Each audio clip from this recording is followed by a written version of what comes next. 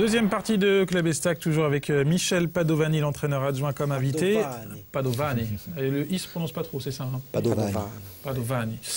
Michel, on va commencer par, pour mieux vous connaître, par un petit questionnaire autour du football, un petit questionnaire de Proust. Il faut juste répondre très rapidement. Si vous étiez un joueur qui vous a toujours fait rêver, qui seriez-vous? Le joueur qui m'a fait rêver sur le terrain, c'est Safet Suzic. Safet Suzic. Si vous étiez un joueur corse qui vous a toujours fait rêver? Claude Papi. Et si vous étiez un entraîneur? Celui qui m'a fait rêver, que j'ai côtoyé, c'était Fred Antonetti. Si vous étiez un stade? Furiani. Si vous étiez un ballon d'or, il n'y a pas de Corse, il faudra changer. Je vais dire Messi. Messi, les 4 ballons d'or. Si vous étiez une sélection internationale? L'italienne. L'Italia. Et enfin, si vous étiez une compétition à remporter en tant qu'entraîneur? La Coupe de France. La Coupe de France, voilà. Beaucoup de réponses autour de la Corse, hein. Logique, hein, Seb? Ouais, par l'Italie. Par l'Italie, oui, mais la sélection internationale, la Corse. Bon, Michel. La Coupe de France, Bastia l'a gagné. Non, je pensais que tu allais nous sortir un ballon d'or. Elle a perdu 2 fois en finale en plus. Oui. Contre Marseille et après contre Lorient. Merci. Et si tu peux nous sortir un ballon d'or de ton époque? Celui qui vraiment t'a... Il y a eu Zidane, il y a eu Platini, je vais sortir des Français. Zidane, Platini, pas de Van Basten, pas de... Non, c'est pas mal. Zidane, Platini, c'est pas mal. Hein. Michel, né en Corse, une carrière de joueur en Corse, une carrière d'entraîneur en Corse. Comment vous avez atterri à Troyes? Par rapport à Jean-Marc. Moi, j'étais au chômage. Je pensais que le football, c'était fini pour moi. Et puis un jour, Jean-Marc m'a appelé.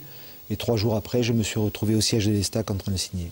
C'est la deuxième fois que vous suivez Jean-Marc Furlan, non? La première fois, c'était avec l'équipe de l'AS Serein au début des années 90, c'est ça? Saint-Seurin. Mais c'était pas ça. La première fois où je l'avais rencontré, je crois que c'était en 84. Il était venu jouer à Bastia.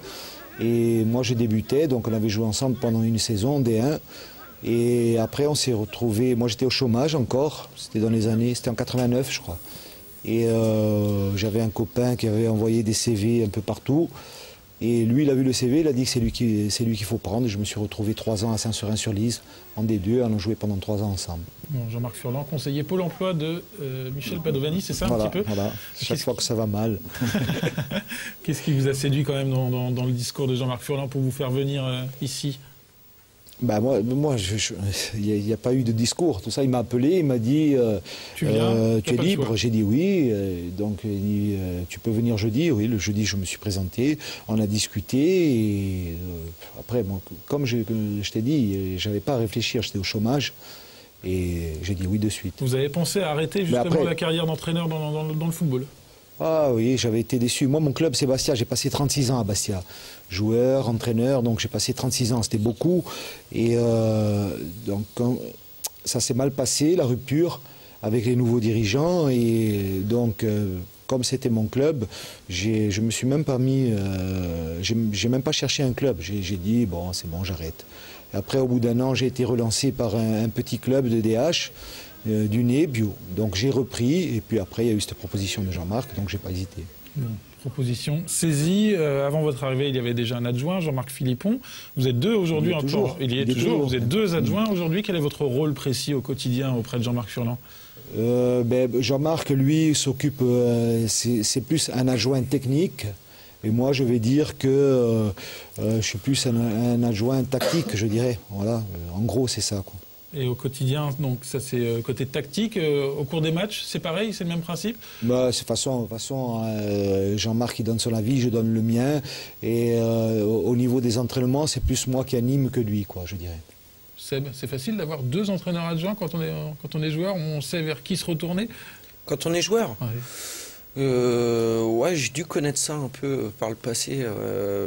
Ouais, mais après, il faut que les rôles soient bien définis. Et là, c'est le cas, en fait. Donc, il y a pas de... On ne peut pas être perdu en tant que joueur, en fait. On sait vers qui se retourner. Après, c'est une question d'affinité aussi.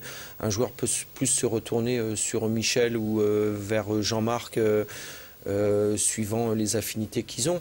Mais tant que les rôles, le plus important c'est ça, il faut que le rôle soit bien défini et c'est le cas, donc il n'y a aucun souci en fait au quotidien. Et puis les philosophies de jeu sont très très proches, tout le monde peut, les trois techniciens partagent les mêmes principes de jeu, c'est important bien sûr. Comment ça se passe avec les autres adjoints, donc Jean-Marc Philippon, mais Manu Pascal, également Stéphane. Dans un club, je pensais que ça allait être difficile.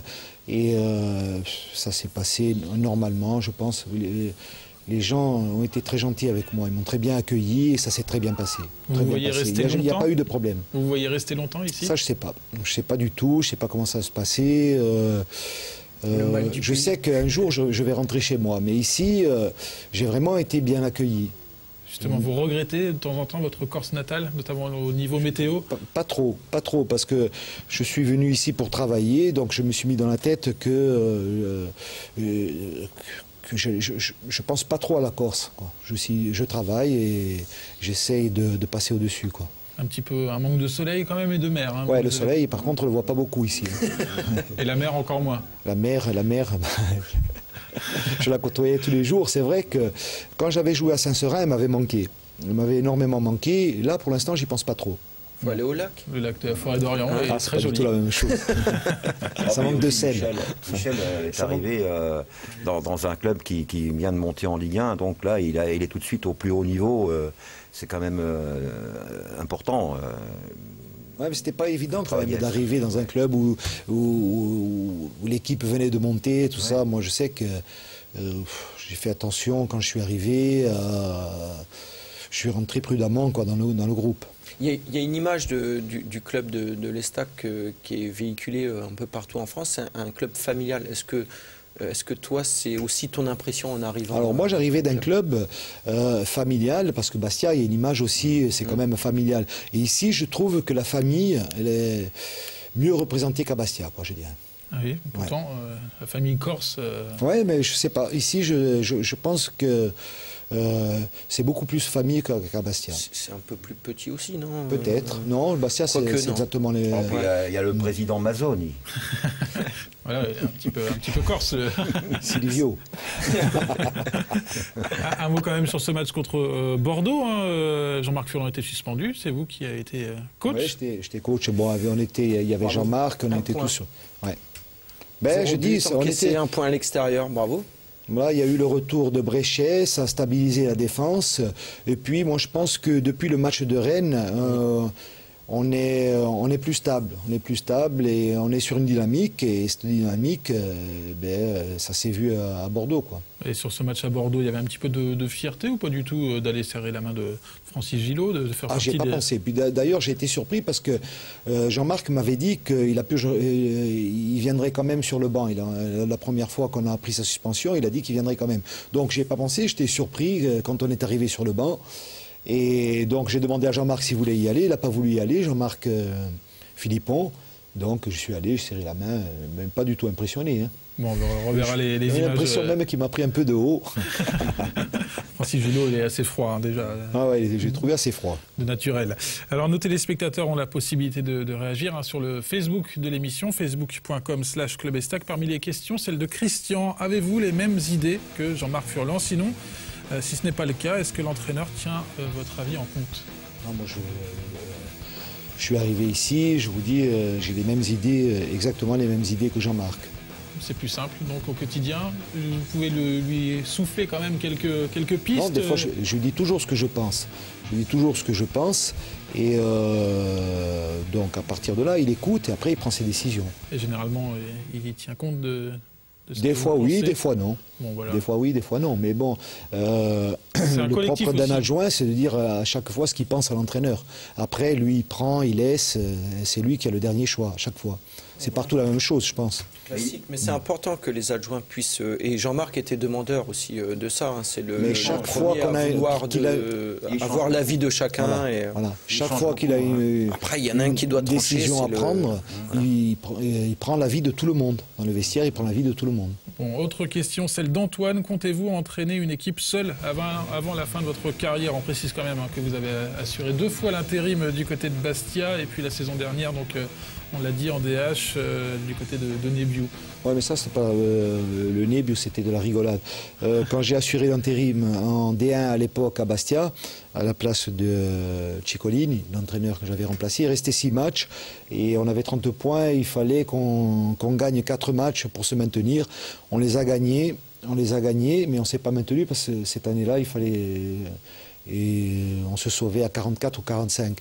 Et j'ai eu tellement de pression que j'ai décidé de ne plus être entraîneur. Bon, on va continuer avec quelques questions-réponses. Il y a eu un dernier match à Strasbourg où on a perdu et on est descendu. Et j'ai tellement crié qu'à la fin, j'ai failli m'évanouir. J'ai dit, tu ne vas pas ruiner ta santé.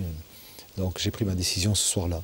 Bon, voilà. Il y avait d'autres petites questions, on vous les posera dans la troisième partie, pourquoi pas, d'autres questions de supporters, mais en tout cas, donc, Michel Padovani n'entraînera pas l'Estac tout seul, c'est ça qu'on a... Ah, pas du tout. Pas du tout. Je ne vais pas prendre la place à Jean-Marc. Hein. Dans un instant, la troisième partie de Club Estac. Gros plan à venir sur l'avant-match, un gros match à venir au Stade de l'Aube, samedi à 17h. L'Estac reçoit l'Olympique Lyonnais, c'est la 20e journée de Ligue 1. A tout de suite, donc, pour l'avant-match.